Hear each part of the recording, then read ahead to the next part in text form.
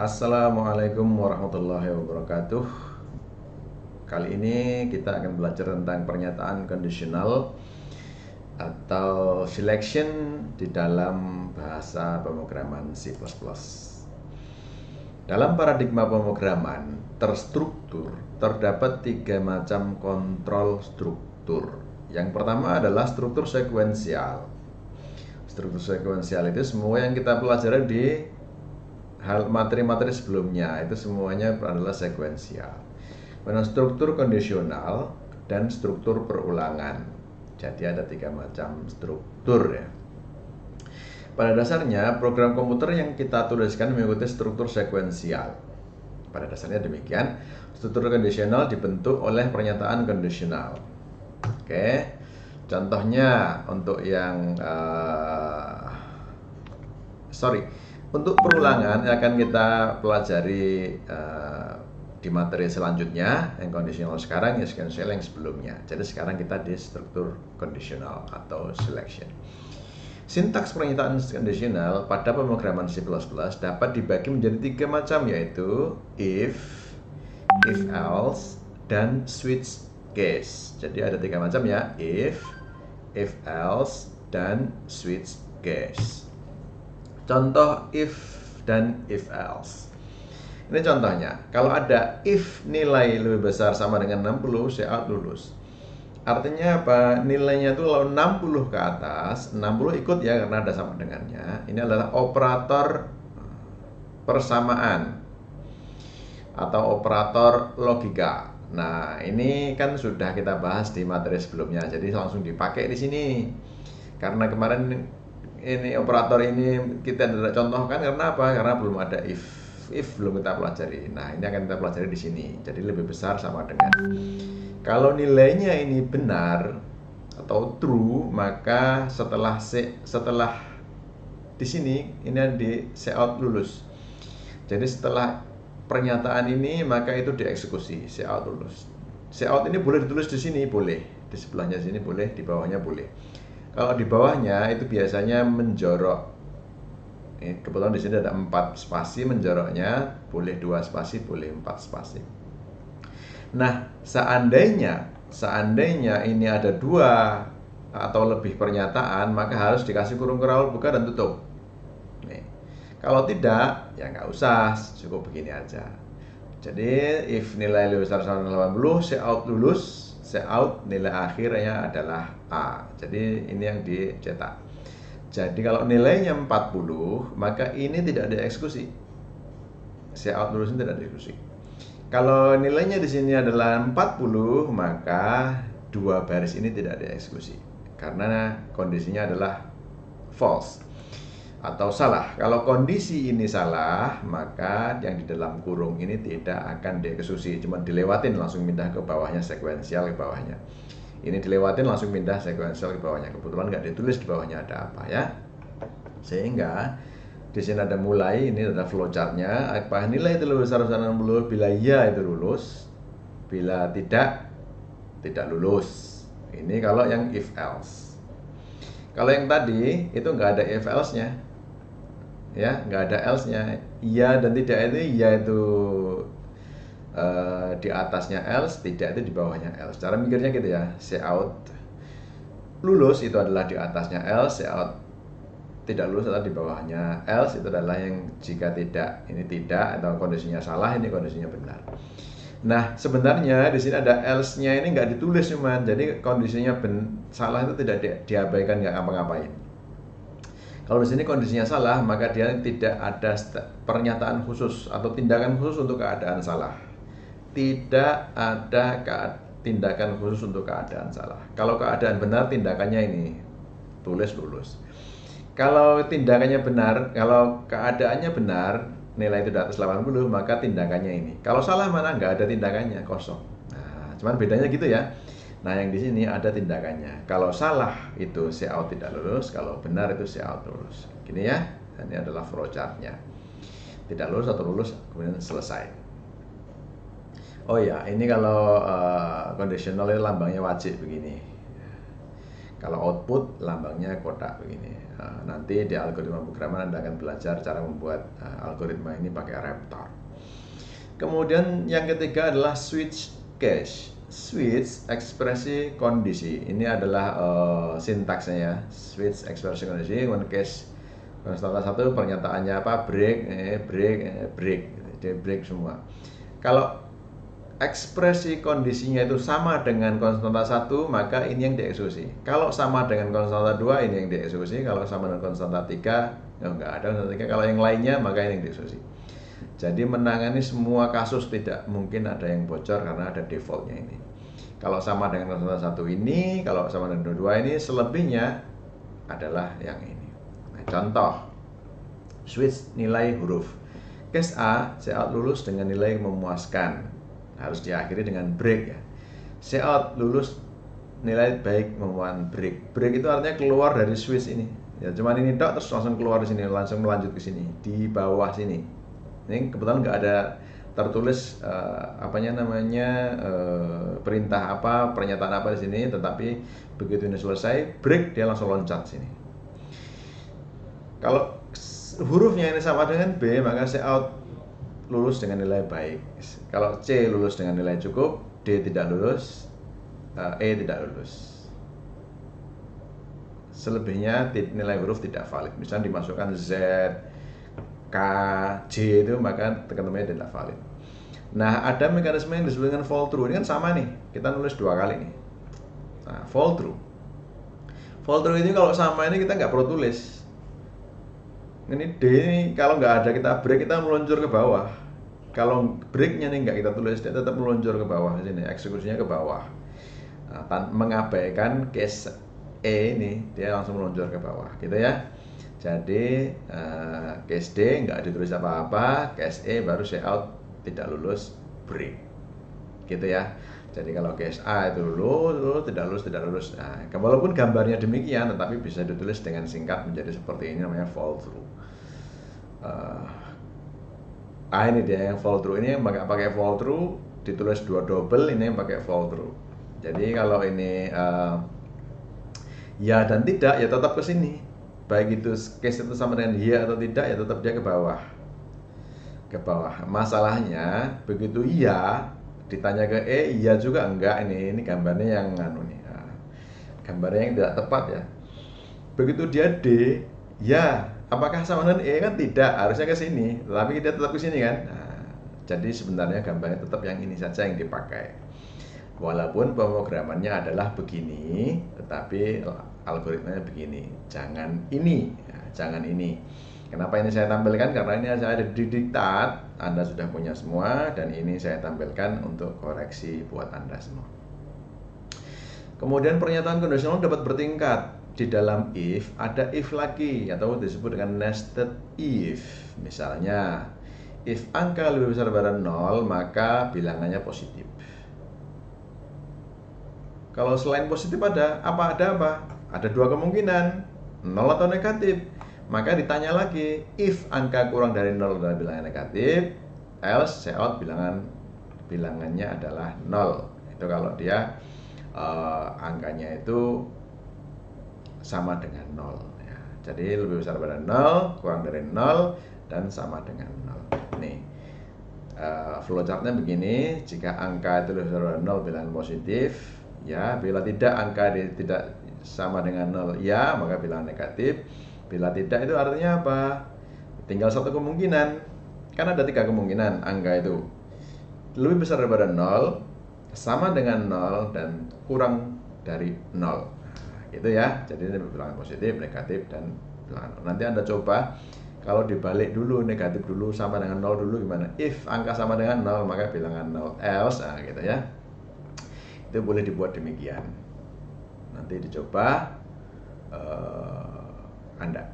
Dan sebenarnya ini kan di dalam ya, di dalam else ada if lagi di sini. Nah, tuh. Yang if-nya lagi yang di atas boleh, di bagian true yang di if boleh. Misalnya ada if if lebih besar misalnya if lebih besar sama dengan 0 di sini nih. If angka lebih besar sama dengan 0, maka ada 2 kemungkinan, 0 atau positif. Maka if lagi, if lebih besar sama dari 0, if sama dengan 0, maka dia 0, else positif, baru di bawah sini ada else lagi, yaitu untuk yang negatif. Nah, gitu ya. Jadi boleh nested if-nya itu boleh di bagian false dan nested if boleh di bagian true. Kebetulan di sini contohnya di bagian false. Dan bisa kita tulis if-nya itu ditempelkan di sini sehingga if-nya itu naik di sini. Nah, biasanya gitu mereka yang nulis if, else if, else if, else if dan seterusnya ke bawah, banyak bisa jadi begitu ya. Walaupun sebenarnya bacanya sih gampang yang seperti ini karena jelas ini adalah bagian false, yang ini adalah bagian true. Jika kondisinya true maka ini yang dikerjakan, bila false maka ini yang dikerjakan. Kenapa ini tidak ada kurung buka kurung tutup? Karena if itu adalah satu kesatuan pernyataan. If else itu adalah satu satuan pernyataan, sehingga nggak perlu ada kurung buka kurung tutup di sini. Nah, nggak perlu. Kalau di sini di bawahnya ada lagi ya baru ini kurung buka kurung tutup. Ini kan cuma satu if saja. Oke, ini juga cuma satu sehingga nggak ada kurung buka kurung tutup yang menandakan blok. Demikian. Kemudian kita lihat ke pemrogramannya. In main nilai, kemudian saya masukkan nilai Anda, nilai ya. Kasus 1 if else ya, kasus 1 ya. Kasus 1 ini if nilai lebih besar daripada 70, say out nilai Anda 70, tidak lulus. Say out nilai Anda. Nah, if nilai lebih besar dari 70, maka say out nilai Anda adalah nilai, maka Anda lulus. Oke, misalnya kita masukkan, kita run dulu ya, kita run, kemudian kita masukkan angkanya itu adalah 60. Nilai Anda 60, maka Anda tidak lulus. Benar ya? Nah, padahal nggak pakai if else. Karena apa? Karena setelah if yang dieksekusi adalah ini otomatis. Ini adalah di luar struktur if else. Jadi begitu ini selesai, bagian true-nya, bagian false-nya nggak ada apa-apa, yang langsung di bawahnya. Kebetulan di bawahnya itu adalah bagian yang false, yang seharusnya bagian false kebetulan. Nah, kalau kita masukkan 70, coba kita ulang lagi, kita masukkan 70. Nilai Anda 70, maka tidak lulus tuh. Nah, kalau 70 kan tidak lulus. Benar. Nah, kalau kita masukkan 80, ternyata tertulis 2 ya. Nilai Anda 80, maka Anda tidak lulus. Nilai Anda 80, maka Anda lulus. Maka Anda lulus. Ini tertulis 2 kali. Harusnya yang ini tidak tereksekusi, ya kan? Karena apa? Ini walaupun benar atau salah, di bawahnya if itu pasti dieksekusi. Nah, oke, kalau yang ini dieksekusi hanya bila nilainya lebih besar dari 70. Maka kita pakai kasus yang kedua untuk menghindari itu. Kecuali memang bagian false nggak diperlukan sama sekali. Kita pakai kasus yang kedua ya. Saya kasih komentar saja supaya nggak dieksekusi, dan kita buka di kasus kedua. Nah, kasus kedua ini adalah if else. Oke, kita eksekusi kasus kedua. If nilai lebih besar dari 70, nah ini baru benar nih. Ini yang benarnya sedemikian. Nah, kita lihat, masukkan 60 ya, Anda tidak lulus. Masukkan 80, Anda lulus ya. Jadi nggak ada yang double ya. Nah, karena memang yang ini adalah bagian true, bagian di atas 70, yang ini adalah bagian di bawah 70. Nah, sekarang kasus yang nested. Yang nested ini kita tutup supaya Anda nggak bingung. Nah, kita tutup saja. Jadi yang dieksekusi hanya yang berwarna ya, yang bukan di komentar. Yang berwarna ini yang hanya dieksekusi. Oke. Jadi setelah ini kemudian langsung melompat ke sini. Yang ini semua yang sampai sini ini tidak dieksekusi. Anggap saja nggak ada gitu ya.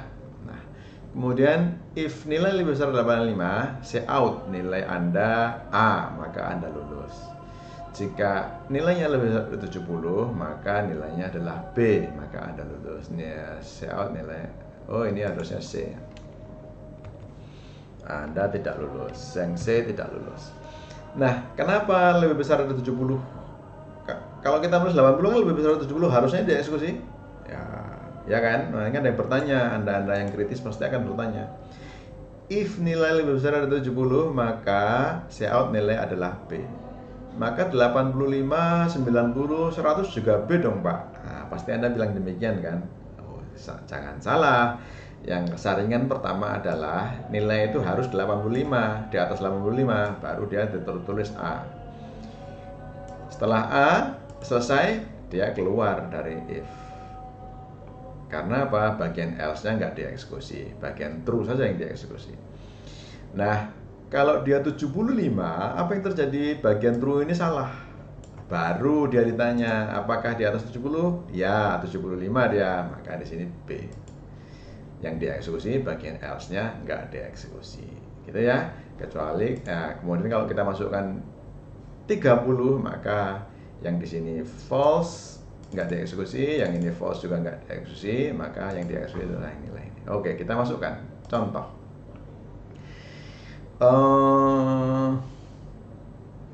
Ini ada keliru apa ini? Oh ya, nilai Anda adalah A.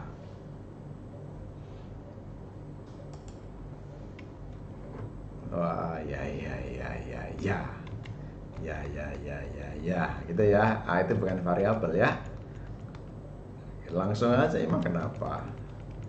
Ya, ini sengaja ya supaya Anda paham bahwa ini A, B, C ini bukan variabel, langsung aja. Nah, gitu kan, nilai Anda adalah C, maka Anda tidak lulus. Ya, gitu aja. Santai saja. Oke. Kemudian kita masukkan nilainya, misalnya 85. Apakah dia masuk ke A, B, C? Ternyata ya nilainya adalah B, 85.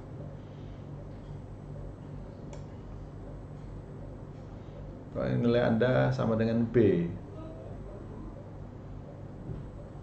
Iya, karena 85 tidak ikut ya, kan di atas 85. Kita masukkan 86 deh. 86. 86. Nah, baru dia A toh, nggak masuk ke B kan, karena sudah bagian B itu bagian false, jadi nggak akan dieksekusi. Kemudian kasus terakhir yaitu nilainya 30. Ya, 30 itu maka dia nilainya C, tidak lulus. Oke, jadi bagian if ini Anda sudah paham. Kita kasih komentar lagi. Sekarang kita mengeksekusi yang switch case.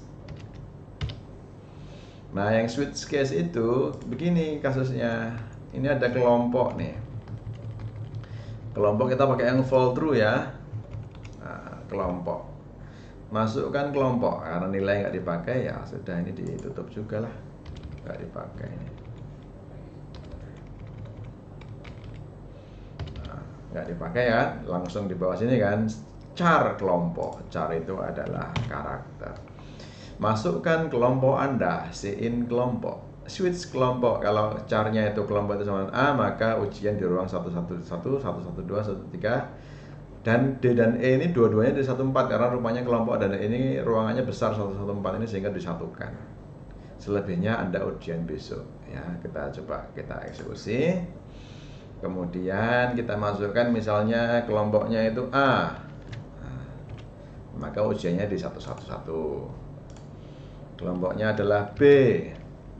Ujiannya di 112. Kelompoknya ini harus kita run berulang-ulang ya, karena kita belum belajar perulangan, jadi kita run berulang-ulang saja. Kok B tadi sudah, wah payah nih. C 113 dan D 114 ya kan, D 114. Nih lihat, D itu maksudnya 114 padahal dia fall through. Kalau E bagaimana? Apakah ya 114 juga? Apakah 114 juga? Ya ternyata 114 ya. Nah, kemudian kalau F, bagaimana seandainya dia F atau Z? Nah, ujiannya besok. Anda ujian besok. Oke, saya kira demikian tentang struktur seleksi atau kondisional. Semoga Anda paham, tinggal Anda latihan saja. Terima kasih. Wassalamualaikum warahmatullahi wabarakatuh.